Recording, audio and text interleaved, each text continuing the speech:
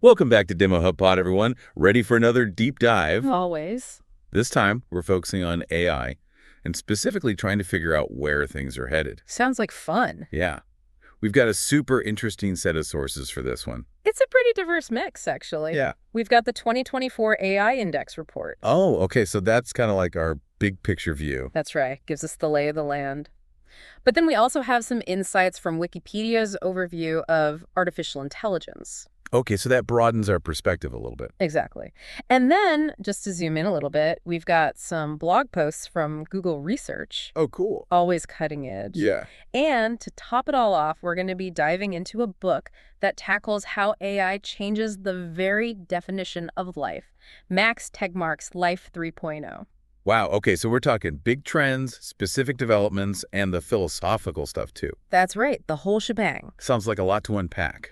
What should our listeners be most prepared for as we dive in? You know, one thing that really stands out to me across all these sources is this tension.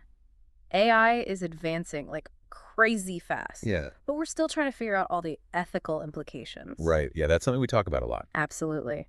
And then, of course, there's that fundamental question that keeps popping up everywhere we look. Do these AI systems actually, understand what they're doing? Or are they just really, really good at mimicking us? Yeah, that's the kind of question that keeps me up at night. I know. It's freaky. Well, before we get too deep into existential dread, Right. let's start with something a little more concrete. Yeah. I was fascinated by this idea of Life 3.0 that Max Tegmark lays out in his book. Okay, so Life 3.0. It's this idea that life has gone through these distinct stages, right? So Life 1.0, think bacteria. Their whole deal is their biological hardware, right? Exactly. Then you got Life 2.0. That's us, humans. We can design our own software, our culture, knowledge, all of that. Right. But Life 3.0 is where things get really interesting. Okay, why? Why is 3.0 so different? Well, because Life 3.0 can design both its hardware and its software. Whoa. It essentially becomes the master of its own destiny. That's powerful.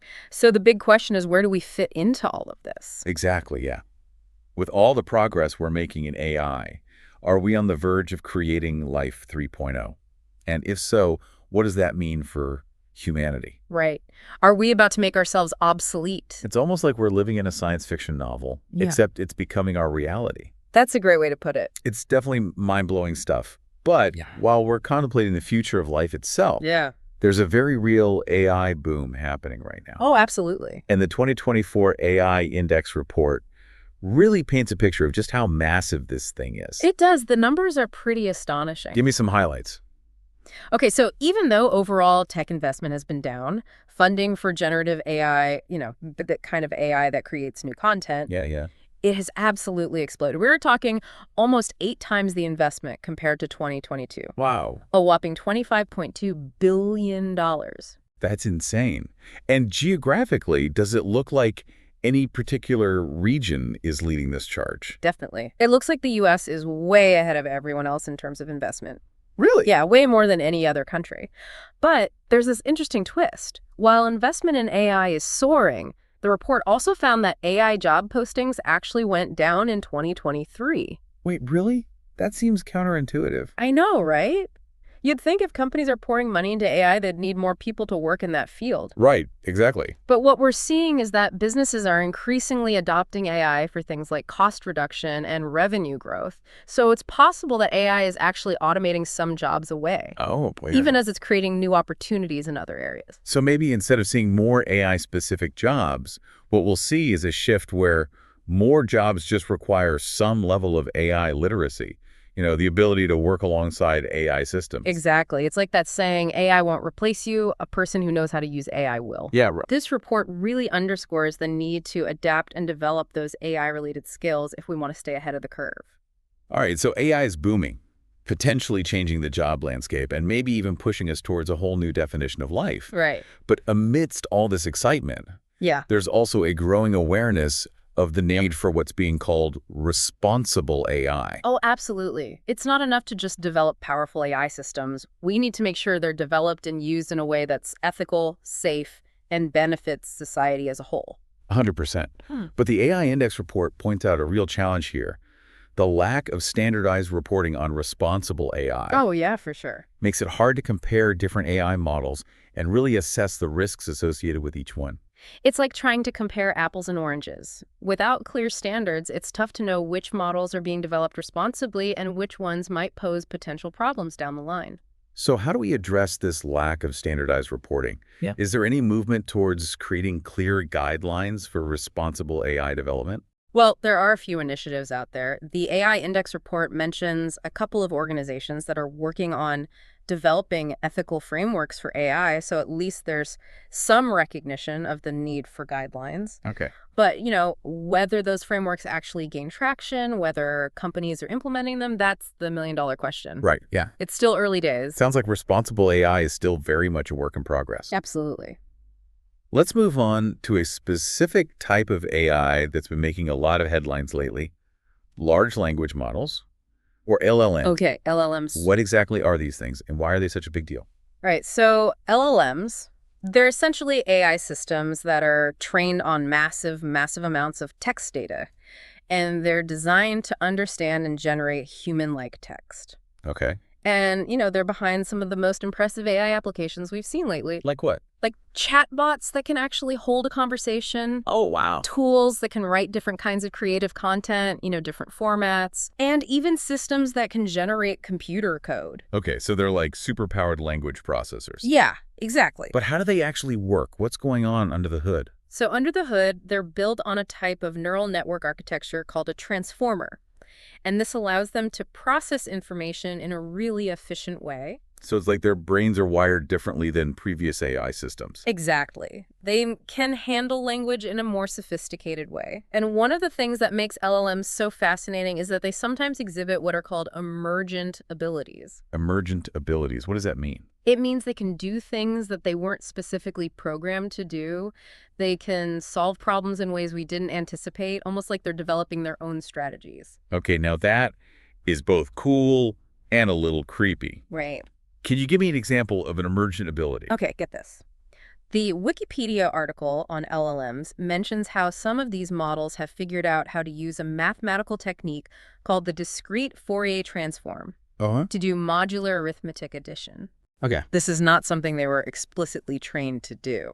So they're essentially teaching themselves new skills just by processing all this data. It's like they're constantly evolving and becoming more capable. It really is remarkable. And it's one of the reasons why LLMs are considered such a game changer in the world of AI.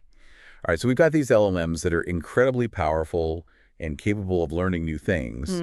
But how do we actually get them to do what we want? That's where prompt engineering comes in. Prompt engineering. Yeah, it's the art of crafting the right prompts. Yeah. The inputs you give to the LLM to elicit the desired outputs. It's like learning how to communicate effectively with these AI systems. So it's not just about giving the LLM a command. It's about understanding how to guide it towards the specific outcome you're looking for. Precisely. And there are different techniques and strategies involved in crafting effective prompts. Like what? Give me some examples of things people are doing to get the best results out of LLMs. Well, one really important aspect is understanding the LLM's persona. Like, are you interacting with it as a helpful assistant or as a creative writer or something else entirely? The way you frame your prompt should align with that persona. So it's like you're establishing a relationship with the AI. Yeah, exactly. You're understanding its strengths and limitations.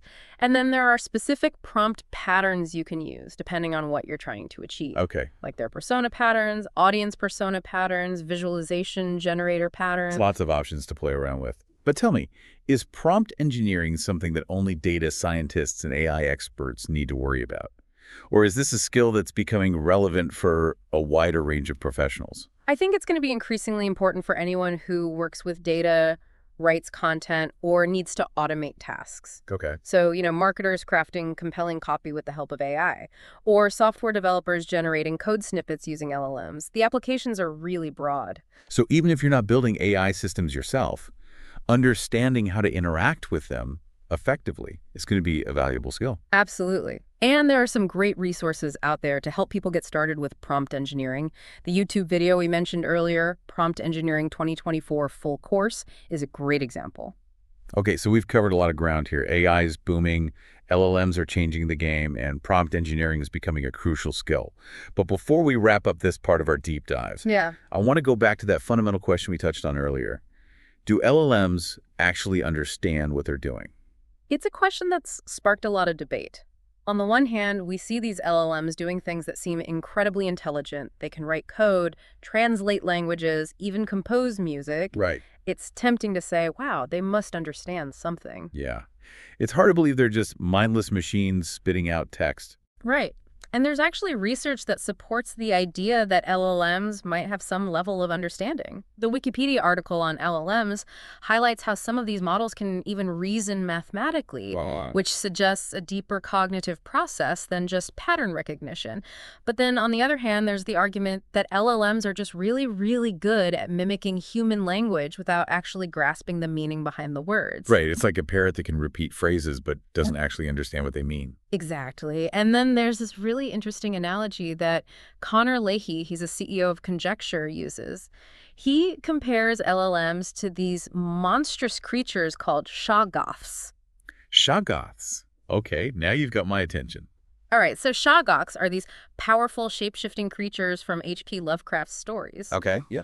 They're capable of amazing things, but they're ultimately alien and inscrutable.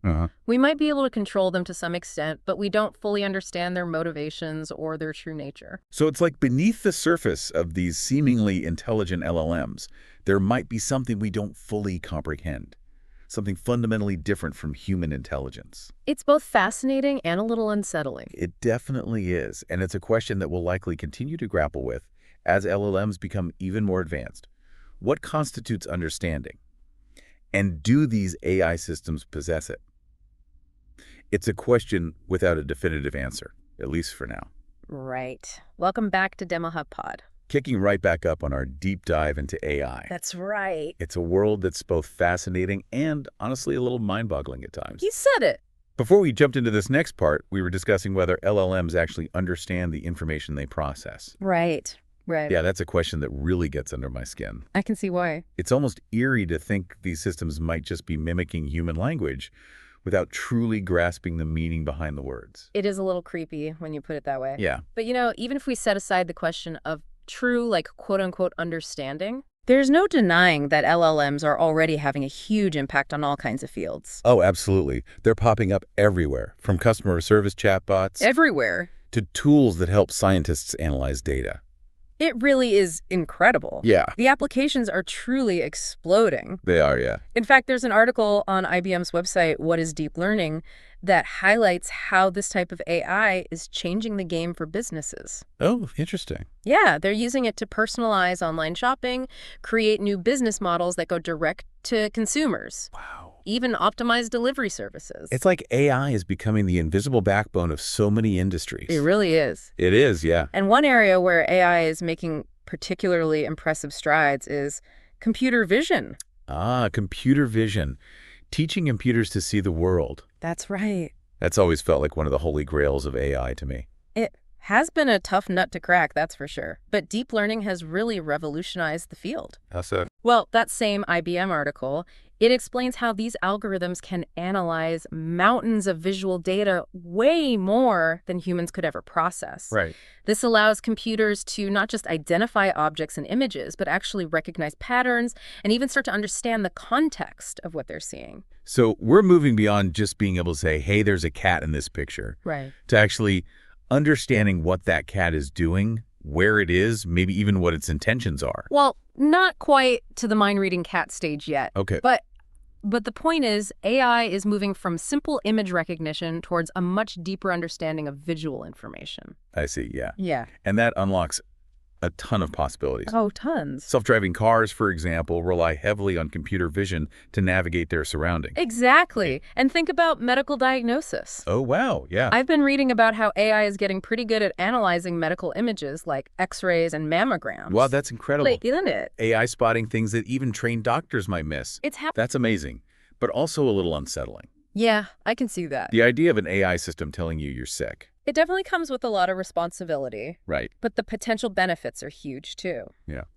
AI can help doctors make more accurate diagnoses, personalize treatment plans for individual patients, Right. and even accelerate the process of discovering new drugs. It seems like with any powerful technology, it all comes down to how we choose to use it, That's a good point. for good or for ill. I think that's a really important point, and it brings us back to the idea of responsible AI development that we were discussing earlier. Right, exactly. Yeah. We need to be very intentional about building AI systems that are not only powerful, but also safe, ethical, and aligned with human values. Absolutely. 100%. Speaking of ethics, the ACM, that's the Association for Computing Machinery, they recently had a panel discussion on accessibility in computing. Accessibility, so making sure that technology is usable for people with disabilities. That's right. What's the connection to AI there? Well, as AI becomes more and more prevalent in our lives, it's crucial that we design these systems in a way that's inclusive and accessible to everyone. Right. We can't let AI worsen existing inequalities or create new ones. Totally agree. Yeah. We have to make sure everyone benefits from these advancements, not just a select few. Exactly. And the ACM panel really highlighted both the challenges and the opportunities here. Okay. One key takeaway was the importance of involving people with disabilities in the design and development of AI systems from the very beginning. That makes a lot of sense. Right. You need that diverse set of perspectives to make sure these systems are truly meeting the needs of everyone. Yeah, for sure. And on a more practical level, the ACM is also doing some really interesting things to make its own resources more accessible. Oh, like what? Well, they recently relaunched their main publication, Communications of the ACM, as a fully open access, web-first journal. That's fantastic. Right. More access to knowledge and research is always a good thing, especially in a field that's evolving as rapidly as AI. Definitely. And they've also put together a new skills bundle for their professional members, which gives them access to a massive library of online books, courses, and training videos. So it's like the ACM is really stepping up to support tech professionals as we navigate this rapidly changing landscape. They are. Yeah, that's great. And they're also encouraging members to get involved in different ways, even becoming ambassadors for the organization. Oh, cool. Yeah, it's pretty neat. Speaking of getting involved, it's been interesting to see how AI is becoming a major topic in the political arena as well. Oh, absolutely. Yeah. The AI Index report has a whole section devoted to AI policy and governance. Okay. And it's clear that this is an area that's getting a lot more attention from lawmakers. So are we seeing actual regulations being put in place, or is it mostly just talk at this point? Well, the report highlights that the number of AI-related regulations in the U.S. has actually skyrocketed in recent years. Oh, wow. So lawmakers are definitely taking action. Okay, that's good to hear. It is. It's important to have some guardrails in place as this technology develops. It is, and it's not just happening in the U.S. Oh, okay. The report also mentions that the EU has reached an agreement on the AI Act, Okay. which is a really significant piece of legislation aimed at regulating AI. That sounds like a big deal. It is. What's the focus of the EU's AI Act? Well, it's all about trying to balance the potential benefits of AI with the need to protect the public. Right. They're looking at things like ensuring AI systems are safe, transparent, and non-discriminatory. So it's about setting some ground rules to ensure that AI is developed and used in a responsible way. Exactly. Sounds like a step in the right direction. I think so too, and it's not just governments that are grappling with these issues. Oh, yeah. AI is even finding its way into political campaigns themselves. Oh, yeah. How so? Well, the Wikipedia article on AI mentions how, during the 2024 Indian elections, a significant amount of money was spent on AI-generated content, Really? including deepfakes of politicians. Deepfakes in politics. Yeah. That's a whole other can of worms. Oh, yeah. It makes you wonder how we can even trust what we see and hear anymore. It's a valid concern, for sure. Yeah. The line between reality and fabrication is becoming increasingly blurred. It is. It's going to be more and more important to develop critical thinking skills and media literacy to navigate this new landscape. All right, so we've got governments trying to regulate AI, political campaigns using AI for their own purposes, and all this while we're still trying to figure out whether AI truly understands anything at all. It's a lot to process. It is a lot to process. It is. But despite all the uncertainty and the potential risks, it's clear that AI is becoming an increasingly important part of our lives. No doubt about it. Absolutely. And it's not just in politics or in cutting-edge research labs. Right.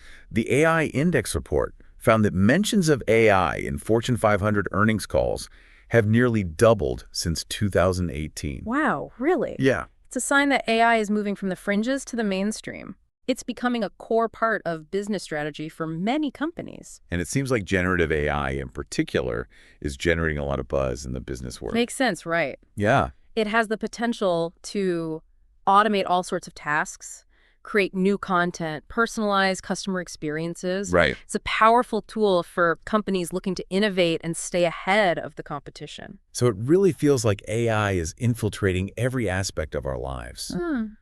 The products we buy, the information we consume, the way we work, the way we vote. It's a profound shift, and it's only going to accelerate in the years to come. Which is why it's so crucial to have these conversations about responsible AI development, ethical considerations, Absolutely. and the potential impact on society as a whole. Couldn't agree more. Well said. Thanks. Now, let's shift gears a bit and talk about some of the exciting technical advancements that are driving this AI revolution. Okay, sounds good. What's caught your attention lately? What's caught my attention? Or what's caught your attention? Yeah. Oh, I've been reading about these new neural network architectures called transformers. Oh, yeah, Transformers. They're supposed to be much more efficient and powerful than the previous architectures. They are. Transformers are definitely making waves in the AI world. Yeah. There's a great article on the Google Research blog that breaks down how they work. Oh, cool. Yeah, they're different from traditional recurrent neural networks, which process information sequentially. Okay. Transformers can process information in parallel, Uh-huh. which makes them much faster and more capable of handling complex data.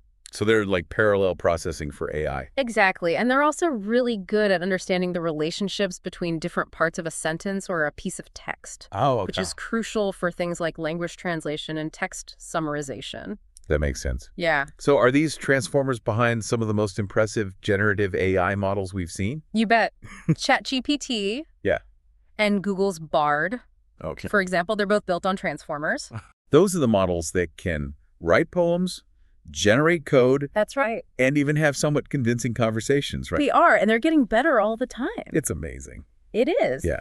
The Wikipedia article on large language models talks about how these models are now capable of in-context learning, Okay. meaning they can learn from new information that's presented to them without needing to be completely retrained. So they're constantly expanding their knowledge base just by interacting with us. Exactly. It's Yeah. one of the things that makes LLMs so versatile and adaptable. That's really interesting. It is. Now let's circle back to prompt engineering for a minute. Okay. I'm curious about some of the more advanced techniques that people are using to get the most out of LLMs. Well, the Wikipedia article on prompt engineering actually has a really good overview of some of these techniques. Okay. One that's becoming increasingly popular is called retrieval augmented generation, Okay. or RG for short. Arge. Okay, what's that all about? It's a two-step process. First, a document retriever searches a database of information to find the most relevant information related to a specific prompt. So instead of relying solely on its internal knowledge, the LLM can access external sources of information. That's right. It's like giving the LLM access to a vast library of information. Right. And then in the second step, the LLM uses this retrieved information to generate a more informed and comprehensive response. That sounds incredibly powerful. It is. Are there any real-world examples of how Robbie is being used? Absolutely. Like what? Companies are using it for things like building chatbots that can access up-to-date product information, Oh, wow. creating personalized recommendations for customers, Okay. and even providing more accurate answers to complex questions. It's like combining the power of an LLM with the vast knowledge base of the internet. Exactly. That's incredible. And then there's another technique that's really fascinating, chain of thought prompting. Chain of thought prompting. Yeah. I've heard that term thrown around, but I'm not entirely sure what it means. Well, it basically involves guiding the LLM through a series of reasoning steps, Okay. almost like breaking down a complex problem into smaller, more manageable pieces. So it's like giving the LLM a roadmap to follow. Right. Instead of just throwing a complicated question at it, Okay. you break it down into a series of logical steps, which can significantly improve the LLM's performance on tasks that require reasoning or problem solving. Got it. Yeah, it's interesting. Yeah. The YouTube videos on prompt engineering actually have some really cool examples of how this works in practice. They do. Yeah. It's fascinating stuff. One example involves asking the LLM to generate code for a specific function. Okay. By providing a chain of thought prompt that outlines the steps involved in writing the code, the LLM can produce much more accurate and efficient code. So it's like we're teaching the LLM to think more systematically. Exactly. And as prompt engineering techniques continue to evolve, we can expect even more impressive results from these already powerful AI systems. Now, for all the excitement surrounding LLMs, we also need to acknowledge the potential downsides. That's right. I know there are concerns about bias and the possibility of these models being used for harmful purposes.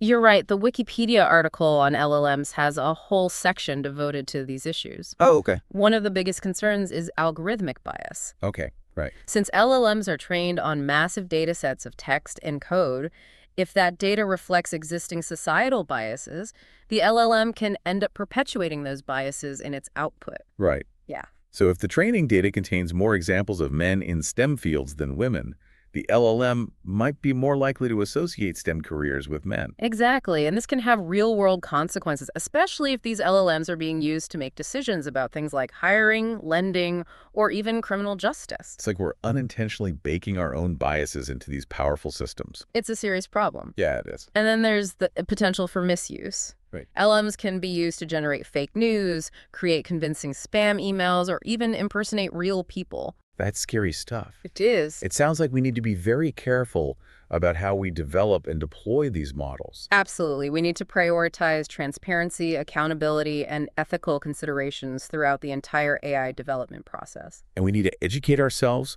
about the potential risks and benefits of this technology so we can make informed decisions about its use. Well said. Knowledge is power, Yeah. especially when it comes to navigating the complex world of AI. Before we wrap up this part of our deep dive, I Yeah. want to circle back to the philosophical implications of AI again. Always a fascinating topic. It is. What's on your mind? I'm thinking about Max Tegmark's idea of Life 3.0 AI systems that can design not only their software, but also their hardware. Right. That's a mind-bending concept. It is. If AI reaches that level of sophistication, Right. what does it mean for the future of humanity? Right. Will we become obsolete? Will AI surpass us in every way? Well, Tegmark doesn't necessarily see it as a competition. He explores different scenarios from AI becoming our partners to AI becoming our successors. Oh. He even talks about the possibility of merging with AI, Whoa. creating hybrid beings that combine the best of both worlds. It's a lot to wrap our heads around. It is. But it's important to start thinking about these long-term implications now. Absolutely. We need to have thoughtful discussions about the future we want to create with AI Right. and the role we want to play in that future. Well said. And on that note, let's take a short break and come back for the final part of our AI deep dive.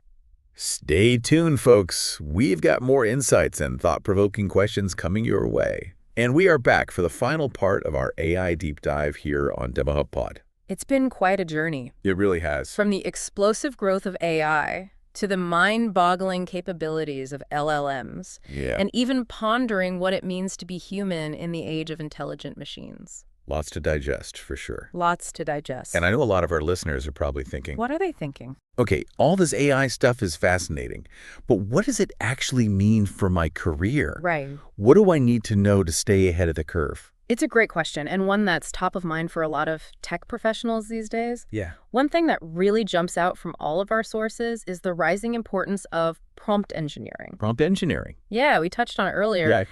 But it's worth emphasizing just how crucial this skill is becoming. Yeah. As LLMs become more and more integrated into our workflows, knowing how to communicate effectively with these systems Right. is going to be a major advantage. Yeah, it's almost like learning a new language. It is. The language of AI. Exactly. And you're right, it's not just for data scientists anymore. Yep. Anyone who works with data, writes content, Mhm. or needs to automate tasks could benefit from understanding the principles of prompt engineering. 100% agree. Yeah. Think about marketers crafting compelling ad copy with the help of AI or software developers using LLMs to generate code snippets. The possibilities are really vast. And the good news is What's the good news? there are some great resources out there to help people get up to speed. Oh, awesome. That YouTube video we mentioned, Prompt Engineering 2024 Full Course, is a fantastic place to start. Okay, so we'll link that in the show notes. Absolutely. Yeah. It covers everything from basic prompt patterns to more advanced techniques. Awesome. Awesome. Yeah. And while we're on the topic of education, Okay. the ACM's Learning Center is another great resource. The ACM Learning Center. They've got tons of online books, courses, and training videos, all designed to help tech professionals stay ahead of the curve. That sounds super helpful. And with their new Skills Bundle add-on, Oh, tell me about that. Professional members get unlimited access to their entire learning collection. So it's kind of like a Netflix for tech skills. It's exactly like a Netflix for tech I spam. love it. It's a pretty amazing deal. As we're talking about this, I can't help but think back to Max Tegmark's Life 3.0. Oh, yeah. That's Life right. 3.0, yeah. He paints this picture of AI, not just as a tool, but potentially as a new form of life. It's a wild idea. It's a pretty radical idea, It is. but it really forces us to think about the long-term implications of what we're creating. It does, doesn't it?